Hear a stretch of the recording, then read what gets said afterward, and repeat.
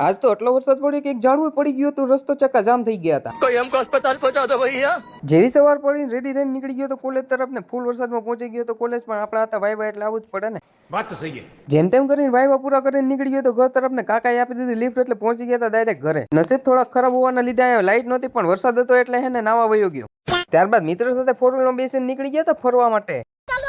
થોડે આગળ પહોંચ્યા હતા તો રસ્તો આખું બંધ થઈ ગયેલો હતો અને ઝાડવું તો રસ્તામાં પડી ગયેલું હતું। ये जगह बेहद खतरनाक है। पानी का बहाव बहुत तेज है। यहाँ तो मौसम भी कड़ी परीक्षा लेता है। રસ્તામાં જોયું કે એક ભાઈ હે ને બાઇકમાં આવી રીતે સાઈડમાં હે ને બકરીને બચ્ચું લઈને જતા હતા, પણ પેટ્રોલ પુરાવાય તો લાઈટ જ નહોતી અહીંયા। સીધો ટર્ન મારીને નાથી ડાયરેક્ટ બીજા પેટ્રોલ પંપ આવી ગયા હતા અને પુરાવી લીધું પેટ્રોલ। કેટલાય ટાઈમ પછી અહીંયા હોટલ આવી ગયા હતા, ત્યાંથી પછી આવી ગયા હતા દરિયા પણ આ સ્નેપ વાળા ને સુદર્શન ગમે ત્યાં ને ઉભા રહીને એકલી સ્નેપ જ પાડતા હોય। મેળાની જેમ આપણો મિની વ્લોગ પણ અહીંયા એન્ડ કરવામાં આવે છે। મળીએ કાલે એક નવા મિની વ્લોગમાં।